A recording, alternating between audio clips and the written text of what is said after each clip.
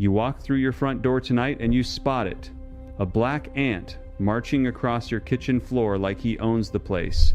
You grab the spray, you curse, you wonder why this keeps happening every single summer. Now picture this. A farmhouse in Lancaster County, Pennsylvania, built in 1847. Wooden floors, open windows, no screens on half of them, no bug spray under the sink, no exterminator coming on Tuesday, and not a single ant, roach, or spider crossing that threshold. The Amish figured something out about doorways that costs less than $1 to set up. Something your grandfather probably knew, something the pest control industry would rather you forget.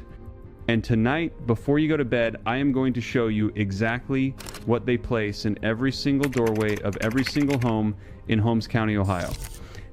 The first time I saw it, I was standing on a porch in Charm, Ohio, waiting for a man named Eli to bring me a glass of well water.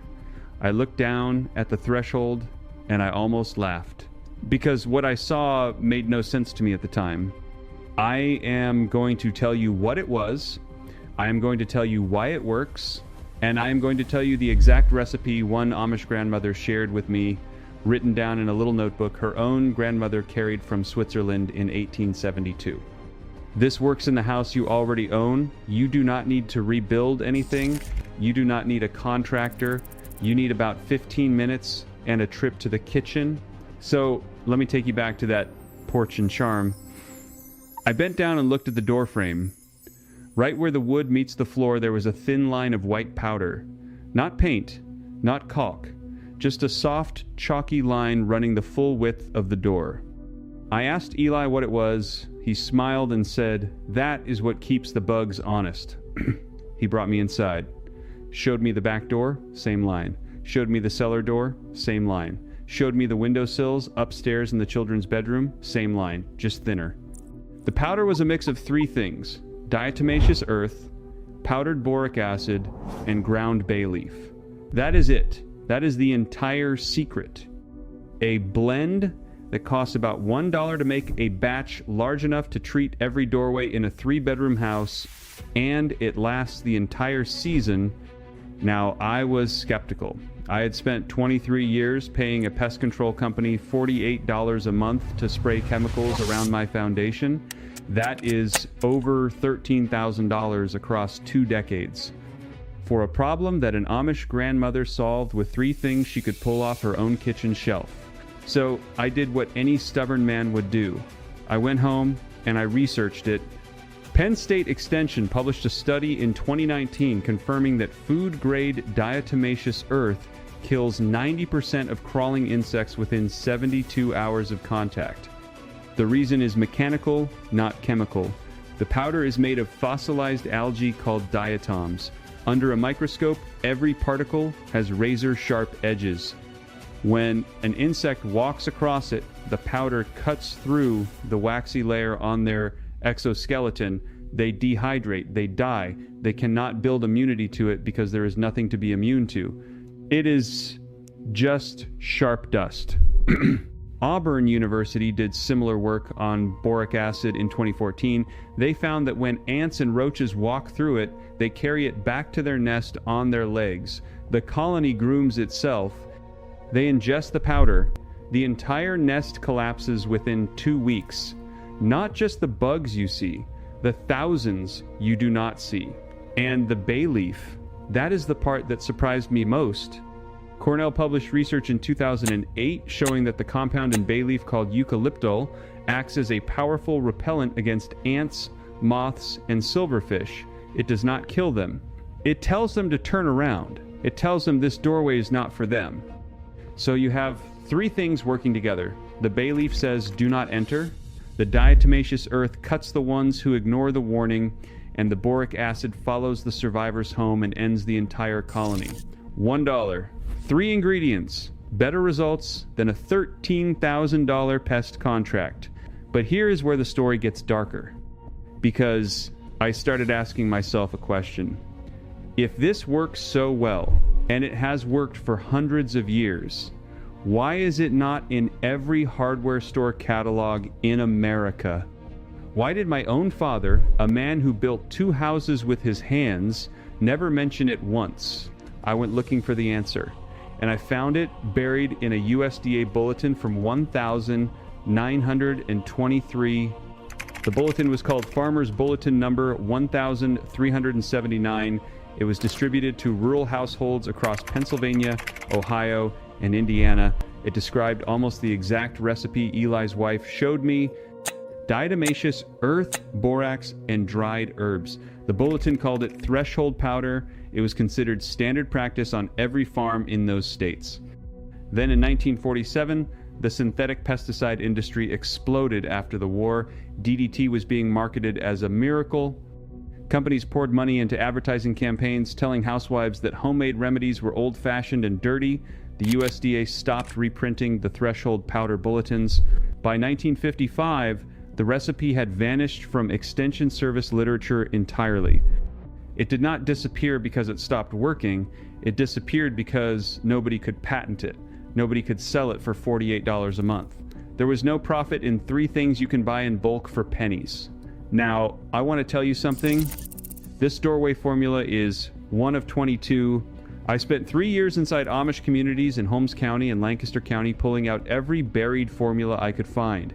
The pest control formula you just learned, a wood preservative that outlasts any commercial stain by 40 years, a home insulation technique that drops indoor temperature by 30 degrees without electricity, a paint additive they have used since 1887 that no hardware store carries.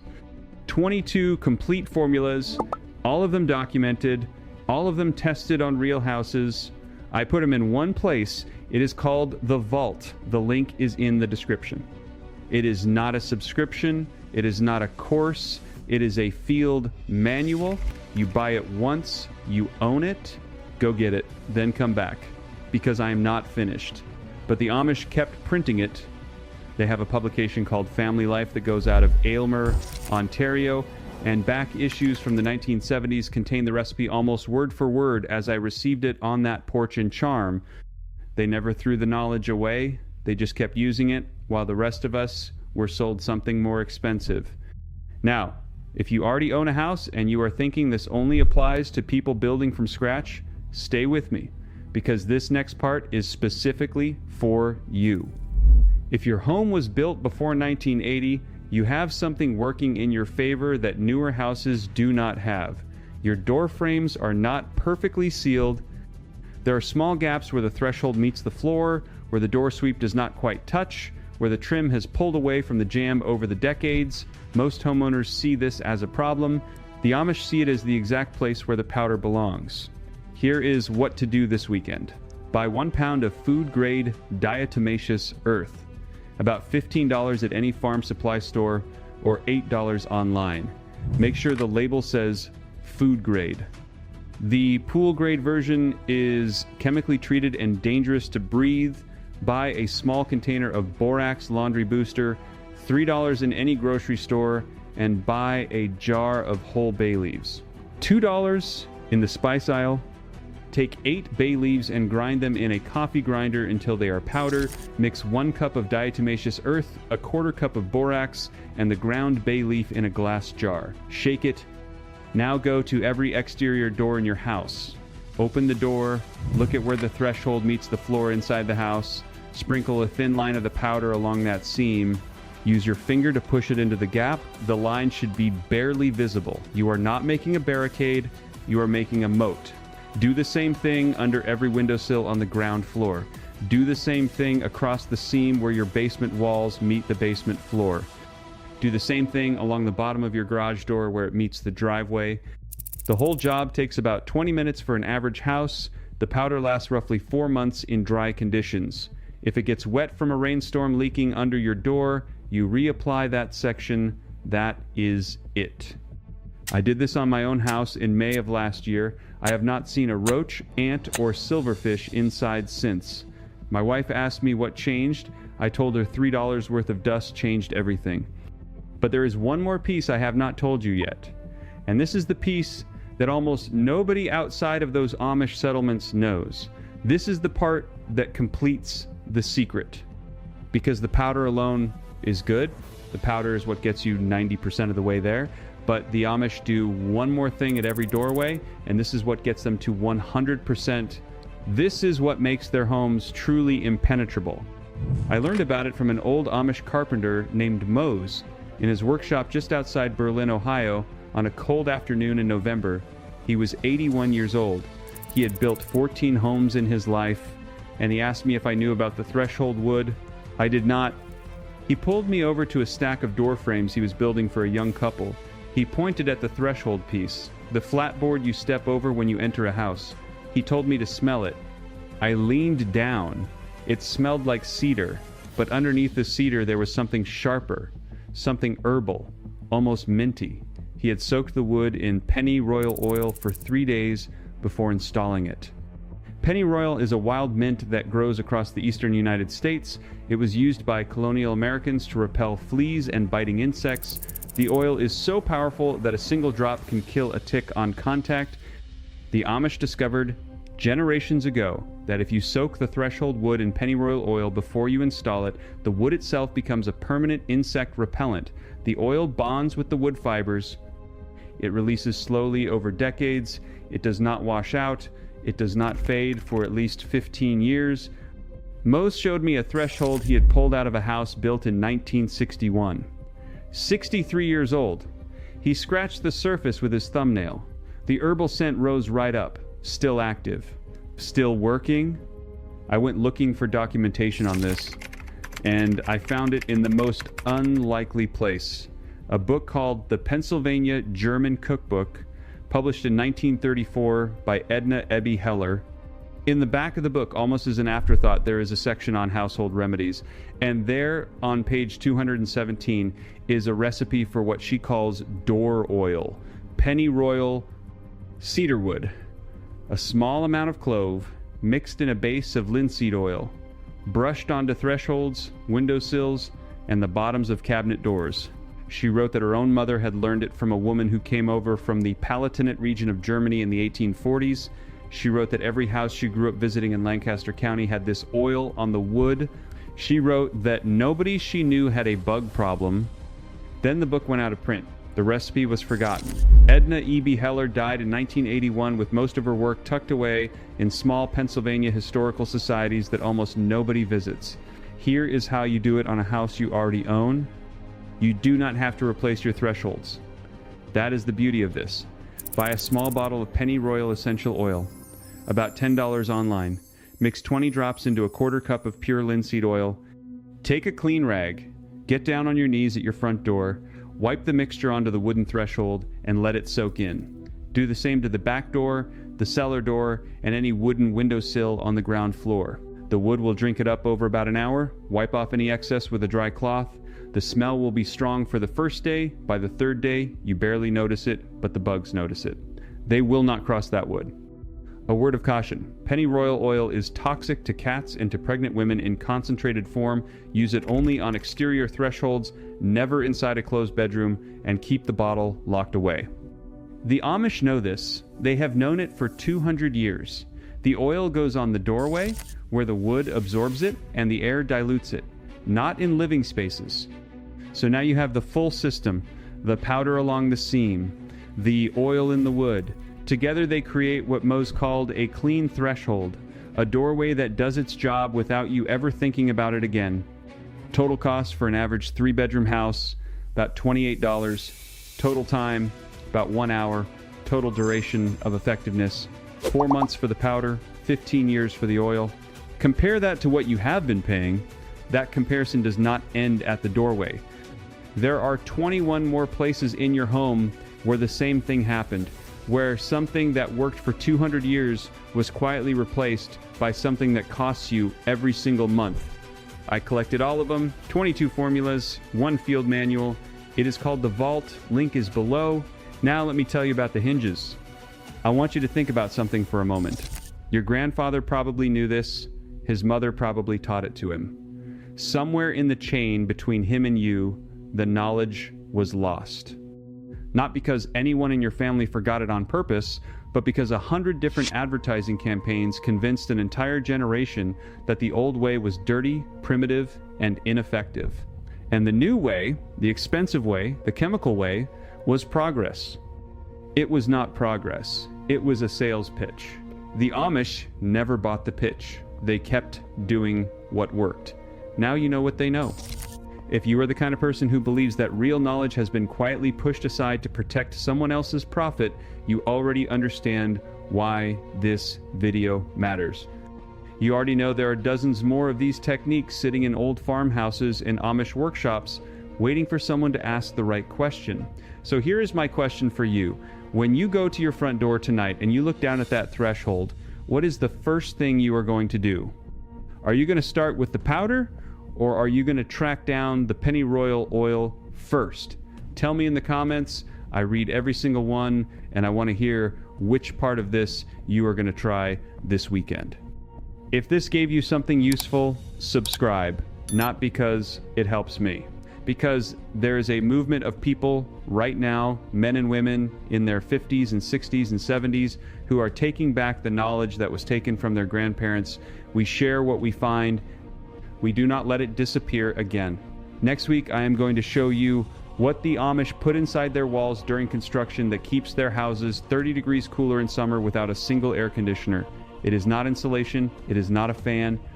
It is something they harvest from a specific tree in a specific month, and it has been doing the work of a $5,000 HVAC system for over 2 centuries. I will see you then.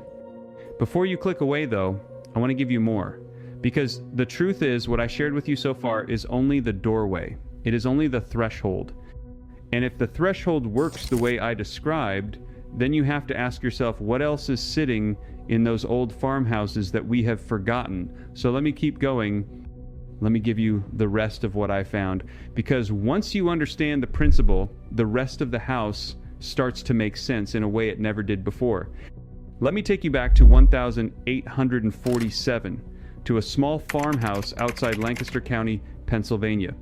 The man who lived there was named Jacob Stoltzfus. He was a furniture maker by trade, but like most men of his time and place, he was also a farmer, a beekeeper, a father of 9, and the keeper of a household that had to function without a single product from a store shelf. Jacob kept a journal. That journal survived because his great-great-granddaughter donated it to a small historical society in 1962, where it sat in a cardboard box for almost 40 years before a graduate student named Marion Hostetler pulled it out and started transcribing it. What she found in those pages was a complete inventory of household pest control techniques that had been in continuous use in that family for over 120 years. One of the entries, dated April 3rd, 1849, describes Jacob mixing what he called the doorway powder. He used 3 parts diatomaceous earth, which he sourced from a quarry near Reading, 1 part dried tansy leaves ground in a mortar, and a half part of powdered black walnut hull. He spread this mixture, and I am quoting directly from the translation, along the sill of every door and every window in the spring before the warmth wakes the crawling things. He noted that the mixture had to be reapplied after every hard rain and that the tansy lost its strength after about 6 weeks. So by midsummer, he would refresh it with new leaves from the garden patch. His wife kept specifically for that purpose. Now here is what is remarkable about that entry. The diatomaceous earth Jacob used was the same compound, chemically speaking, that you can buy today at any farm supply store for about $9 a bag. The tansy he grew was the same plant your grandmother probably had in her garden and called by half a dozen different names. The black walnut hulls were a waste product from the nuts his family ate every winter. The entire system cost him nothing because every ingredient came from within a half mile of his front door. And it worked so well that his journal contains exactly 2 references to bug problems inside the house over a span of 41 years of daily entries. 2 in 41 years. Compare that to the average American household today, which according to a 2019 survey by the National Pest Management Association, spends between $300 and $1,200 a year on pest control services, sprays, traps, and replacement products. And that same survey found that 68% of homeowners report seeing insects inside their homes on a regular basis, despite all that spending. Jacob Stoltzfus saw bugs inside his house twice in 4 decades. He spent nothing. He lived to be 83. So what changed? Why did we go from a system that cost nothing and worked to a system that costs a fortune and barely works? The answer is not complicated, but it is uncomfortable, and it is the same answer to almost every question like this one. Somewhere between 1920 and 1955, an entire industry was built on the premise that household chemistry was too complicated for ordinary people, that the old ways were unscientific and unreliable, and that the only safe path forward was to buy products manufactured in factories and applied by professionals. And the marketing for that shift was